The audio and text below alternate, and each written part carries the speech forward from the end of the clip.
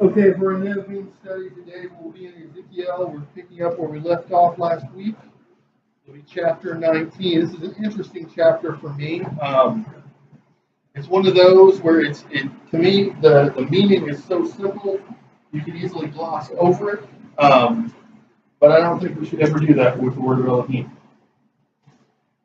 Okay? So,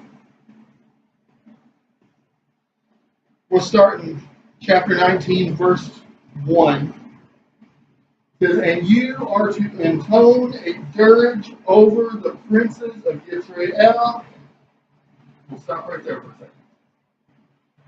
For the longest time, I did not understand what was going on here. I said, oh, it's a dirge. It's a war song.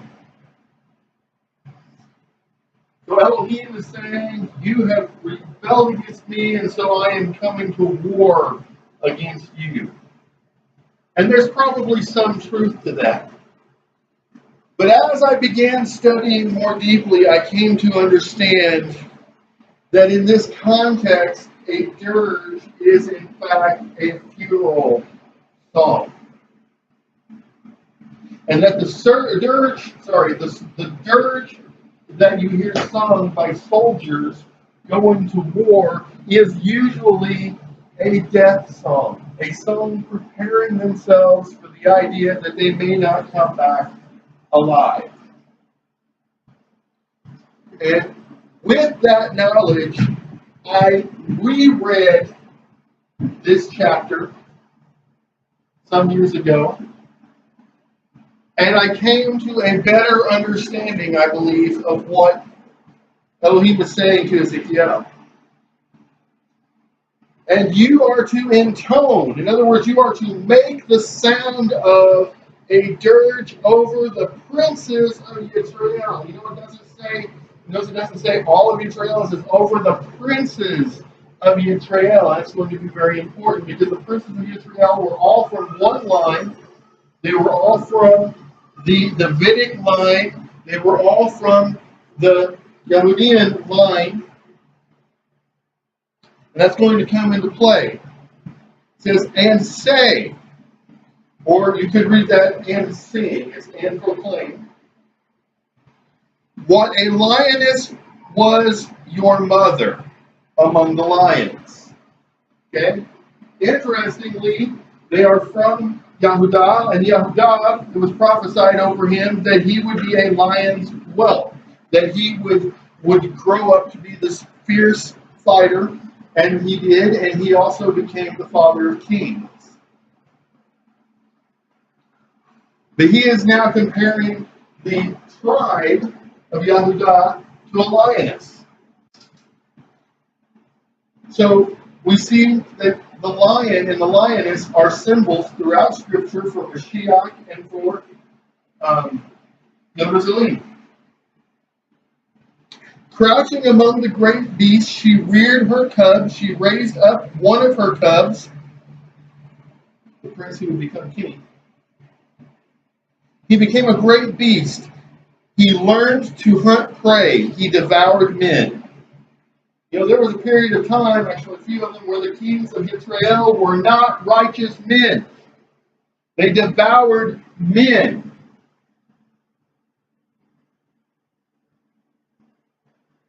They also devoured men's wives.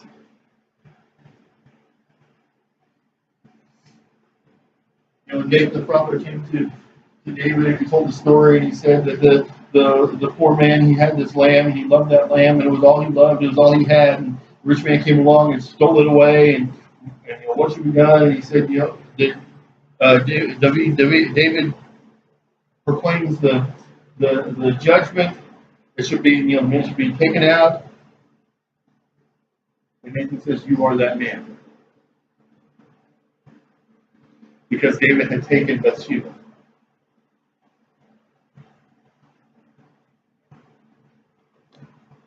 Nations heeded the call against him. He was caught in their snare. They dragged him off with hooks to the land of Mitzrayim.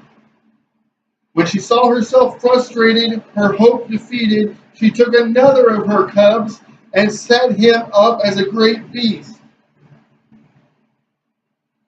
You know, the Davidic line remained intact up to the time of the exile, but it was very complicated to follow. It wasn't always so-and-so died and his son took over. Sometimes it was his brother. Sometimes it was his nephew. It was always confusing.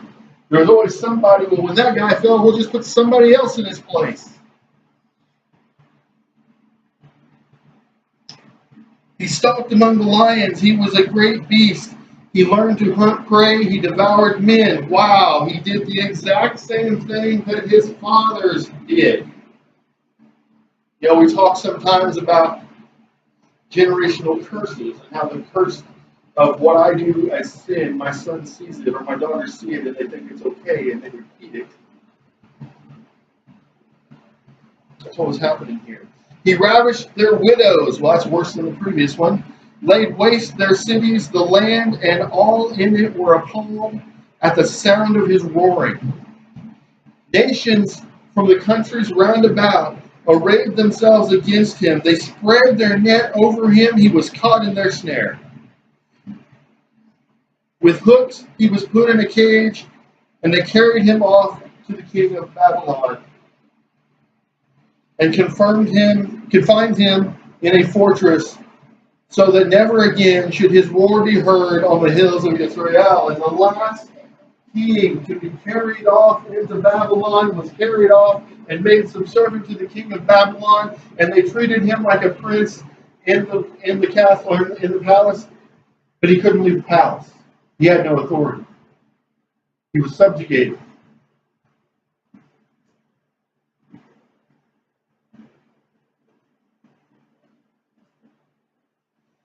Your mother was like a vine in your blood. Think about that. Your mother was like a vine in your blood.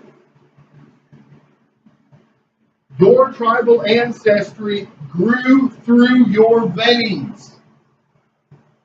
I told my cousin, who's now asking about our Jewish heritage, and toward the end of what I wrote to her last night, I said, these are our cousins. I've given her a bunch of pictures of people who had died in the Holocaust that had our family name because they were descended from other brothers than the one we're descended from. I said, these are our cousins.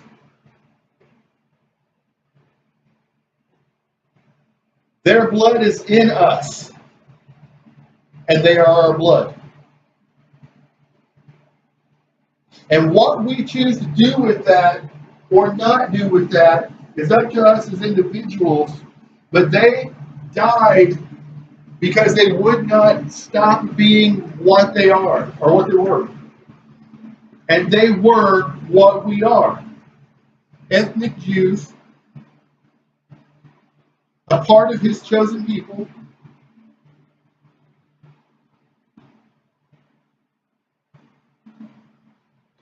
And I don't know how someone could know that and not cling to the heritage.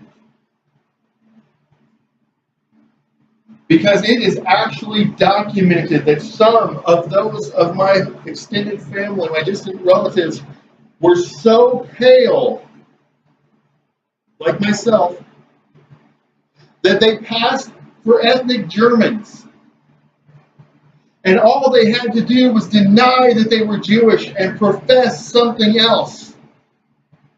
And they could have lived. Not all of them, but some of them. One that comes to mind is Solomon Rose and his 3 sons.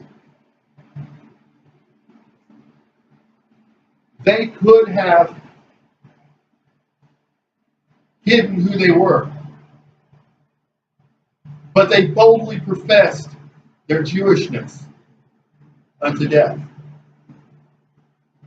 You know what was wrong with these princes, these kings, Israel, is they forgot who they were. They thought they had made themselves king. They thought they were great and mighty.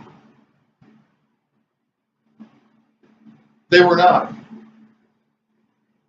But for a season, they were put on a throne by the one who is great and mighty. And had they remembered him in all of their doings, then they could have been blessed and their people could have been blessed. But they didn't and they weren't. Your mother was like a vine in your blood, and yes, I'm emphasizing that again so you never forget it. Planted beside streams with luxuriant boughs and branches, thanks to abundant waters. So I gave you everything you needed, and I made you mighty. And she had a mighty rod, fit for a ruler's scepter. Remember the prophecy about Judah? The scepter of the king will never pass from his hand. Today, there is a ruler on a throne in this world who has a legitimate Davidic bloodline. Because one of the, I believe it was great or great-great-granddaughters of David, was taken from Yisrael and put in hiding, and her descendants today sit on a throne awaiting the day that the 10 so-called lost tribes come home. It towered highest among the leafy trees. It was conspicuous by its height, so it stood out among all the others, by the abundance of its boughs, but plucked up in a fury, so she was hurled to the ground. The east wind withered her branches, they broke apart and dried up, and her mighty rod was consumed by fire. Now she is planted in the desert, in ground that is arid and parched. Fire has issued from her twig-laden branch and has consumed her boughs. She is left without a mighty rod, a scepter to rule with. From the perception of the people heading into Babylon, the line of David had been broken. And they had to be wondering, they had to be asking themselves, what about the line of kings that will never fail? There will always be one on the throne. What about that? And they had to be questioning because it seemed like there could be no way. The last Davidic king had gone into captivity and was going to die there. There could be no way that the nation of Israel could ever be born again.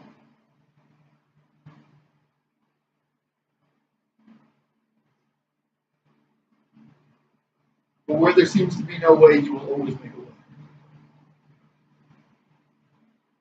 Where there seems as though what needs to be done cannot be done, he will do it if you will let him.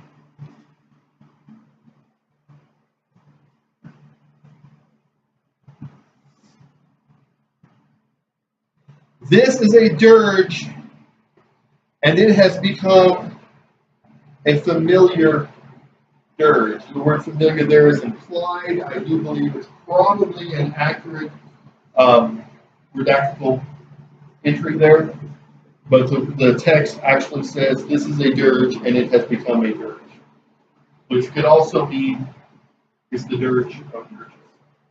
Okay, the great dirge. But the Jewish Publication Society feels that it's saying that it's a familiar dirge, is one that everybody knows.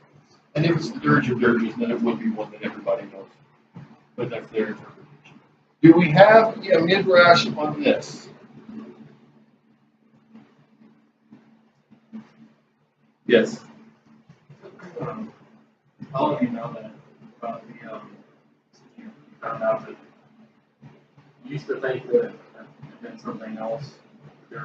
Well, when I was a cadet, we sang songs that we called dirges, and I didn't know why some of the songs were called dirges. That was never explained to me, and so I thought that it was just a song for going to war, a battle song. I didn't realize that it was always that a dirge was always a song sang by people who didn't think they were coming back from war, like suicide mission type thing songs. And then later, I came to understand that a dirge is actually a funeral song, a song about death. That's what I was thinking it was. In thinking there, it says take up a lamentation. Usually lamentations after someone that's passed. Not always, but A lamentation, usually think a lamentation is technically poetry about sorrow, like meditations on sorrow. Okay, which is appropriate here. But yeah, I just couldn't remember. You were the one that taught me that, or not? That's what I was thinking. Funeral dirge. What it was. Do you think? Anybody else? Okay.